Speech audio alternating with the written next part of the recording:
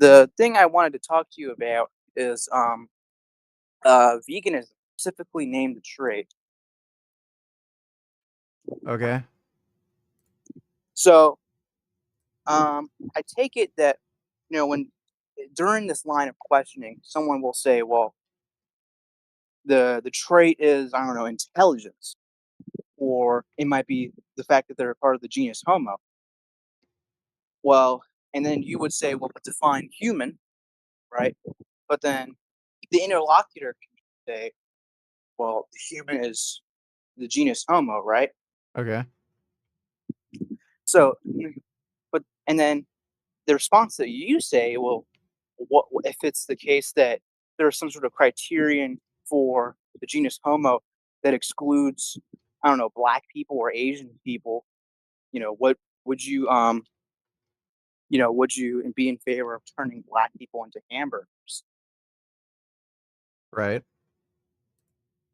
My thing is, I'm not understanding is why can't you know the interlocutor just say, well, there's already a criterion for humans, people in the genus Homo, which includes black people, and just leave it at that. Well, again, you could just run the hypothetical and say, what if black people weren't part of the genus Homo? It doesn't necessarily have to be true. You just run it in the hypothetical. Well, I take it that black people, have traits, black people, in reality have traits that align with the genus Homo. So you can just say, well, they have Wait. enough Genus traits. Homo is the trait. There's traits that align with genus Homo, like having feet and hands, but that doesn't mean you're part of the genus Homo. Okay. Are you saying the trait is having traits that align with the genus Homo? Because that would include like Well, any animal. we can just. I guess I'm now seeing it that you could just run a sort of hypothetical, but the main thing I thing I was going to do was let's say someone says, well, the trait is intelligence, and you would say, well, what about mentally disabled people? I'm just confused on how the interlocutor can't just say, well, humans are part of a species um, that produces um, moral agents they're more likely to produce agents that have a higher likelihood that there's a higher likelihood that they have greater intelligence. Yeah, so if they're going to make an appeal to species normality, then you can just run that reductio. You could ask, okay, if human beings had children that had a risk of, say, being mentally disabled at 51%, so the majority, would that make it okay to kill people? Hmm. I mean, I guess that's something you could make, but how would you determine that that is in fact the case that they're Well, it just doesn't one? have to be the case. You're questioning their principles. So you just have to make a hypothetical that makes logical sense. Doesn't have to necessarily make practical sense or be real. Hmm. I mean, I guess that makes some sort of sense, but uh, a person can just say, well, the interlocutor can just say, well, humans are part of a species that produces moral agents, and animals are not part of a species that produces moral agents. And that wouldn't include any sort of trait like intelligence, but more, like what I mean, like So, like, is they're moral agency the trait? well being part of a species that produces moral agents. Okay, well, first of all, you might want to ask them what they mean by moral agency because, like, any social species is going to have some amount of moral agency. It might not be as explicit as in the human race, where we can create like actual laws that are codified, but you can see like dogs feel guilty when they do something that they're not supposed to. Animals can apologize to one another, and like Do so they? They do have an implicit moral code, so there's that.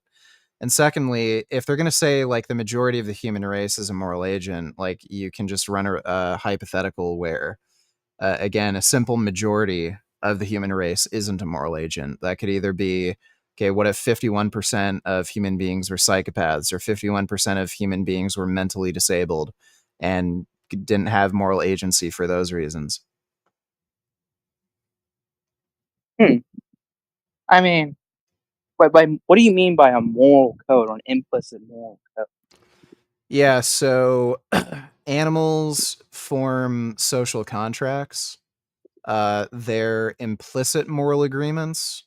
So that can be as simple as something like playing together. You're forming a implicit moral agreement that you're not going to hurt each other to a certain extent.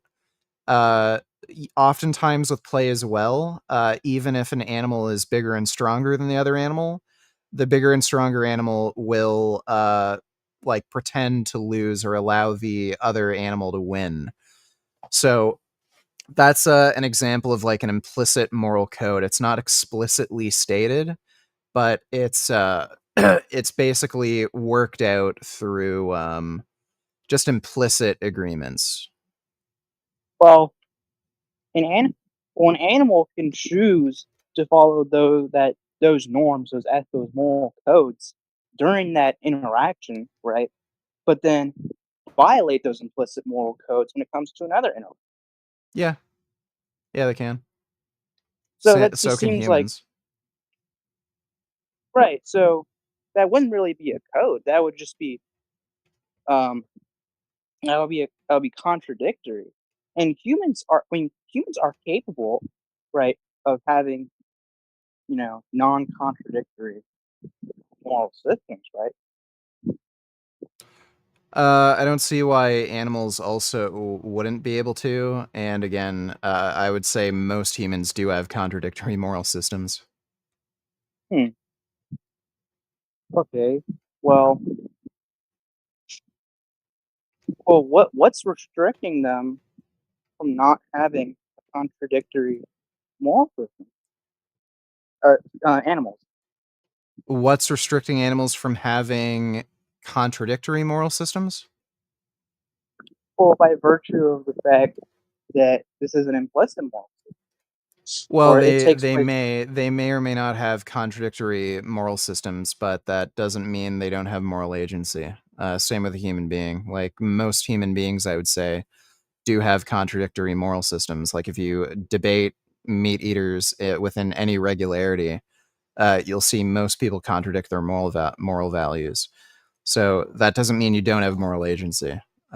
So if you're debating somebody on this and they're using moral agency as the trait, I would maybe push back a little bit and maybe ask them what they mean necessarily by moral agency, because that might at least include some animal species. And on top of that, you can just run the reductio for moral agency. There's a number of things that could eliminate moral agency. So, psychopathy, mental disability or mental illness. So, like being a schizophrenic or being in psychosis, being mentally disabled, would they be okay with killing those types of humans? Well, I've heard this. I've heard this is somewhat similar to this, but I've heard some people say that in order for someone to be a moral agent, they have to be capable of arguing, i.e., I don't see why that would necessarily be the case. well, are you aware of people that are like libertarians or like anarcho capitalists? Yeah.